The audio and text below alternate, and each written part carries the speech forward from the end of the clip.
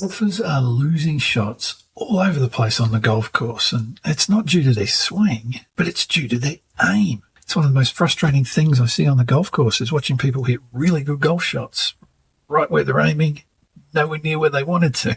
So it's something that I see all the time. I'm Paul Williamson. I've been playing pro-ams and helping people for 30 years in this game, and this is easily one of the most common things I see all the time. In this video, what I'm going to do is I'm going to break down 3 simple little steps that you can start implementing in your next practice session to help you actually transfer your skills from the range to the golf course, which I know is one of the biggest frustrations for you. These aren't complicated swing changes or technique things you need to worry about. This is just a system of getting you to aim where you think you're aiming more often. There's just 3 simple little ways to do it. You'll get the first step straight away, but you need to hang around to the end for the third one, because the third one and the final one is the biggest one that will actually take you from the really good results you're getting at the range out onto the golf course and actually hitting those targets how you want to and playing the golf that you've been dreaming of. And if you're serious about getting those lower scores on the golf course, then comment lower scores down below and I'll send you a link to my 7-day Break 90 challenge, which will give you plenty more things you can be doing straight away to help you get lower scores on the golf course without you having to do any more practice. So you ready to shoot lower scores? Let's get underway.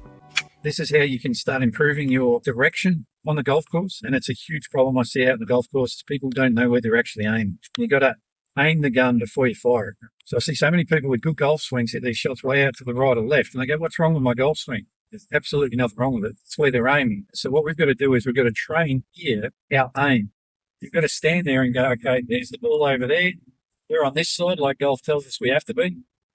We've got to work out, how do I line up my body and my club face at that target 100, 200, 300 metres away every time the same kind of way? So first and foremost, what I want you to do is to sit here on the range and actually go, okay, I'm going to pick out a target, flag all the way down there. What I'm going to do is pick out a little in-between target or an intermediate target, call it. Might be within about a metre of the course. It might be a leaf. It might be the edge of a divot. It might be a long piece of grass. Just something that's standing out. It's really close that I can line this club face up at. So I'll pick out this little leaf. To that leaf. I come in, I line the club face up first. Take my grip, and now I'm imagining a set of train tracks where I'm standing on one side and the ball's on the other. Then I look up and go, yep, I'm aiming at that target. Fantastic. Swing away. Now what I've got is accurate feedback. If the ball goes left or right, it was because of something I did during the swing and not because of my aim. And that's one of the worst things that I see people do on the golf course is they hit really good golf shots with good golf swings that don't end up anywhere near their target because they're not training how to aim properly. Now, that's not it. That was nice and easy. I was nice and parallel to the edge of the mat there, right? Now what we've got to do is instead of this flag, everything nice and parallel, I'm going to pick a target that's now put me on a different angle here. And it feels weird and it feels awkward. But golf course architects do that to us. They put the tees aiming down the right side, right at the water hazard, and the fairway's over on the left. So all of a sudden, if you set up to a tee and where that's aiming, you end up aiming where the tee is and you end up in the water hazard. So you have to train feeling uncomfortable, angles and stuff here. You've got to build your system, line up well, so you can trust it when you go out in the golf course. So once again, I'm going to do the same thing. I'm going to go to that green over there on the right, pick out another target here. Now it's completely different to the last one because I'm on a completely different angle. I'll pick out my little intermediate target, line the club face up. Now I imagine my feet are on the set of train tracks again. But you can see this time it's not matched up to the mat at all. I'm way out over here. Look back up at the target. Swing away. There we go.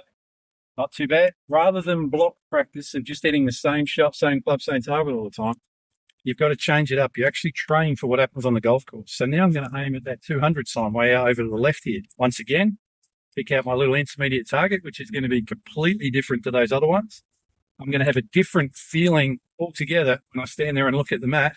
It's going to feel weird. It's going to feel uncomfortable. That's what golf does to us. So we've got to find our little ways of solving the problems. This is how you've got to do it at practice fairway. It's not just about hitting, trying to get a perfect swing all the time. We've got to do this. Here we go. Little intermediate target again. On the train tracks. Lovely. Swing away.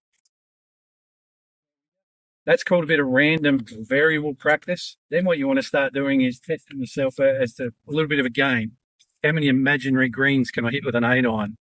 And every one of them's at a different angle, but they might be 10 meters wide, which is also smaller than what most greens are. So therefore you're creating a little bit of pressure that I'm making training harder than the real game. So that's how, if you had a bucket of 100 balls, you've got to do a lot of your training like that.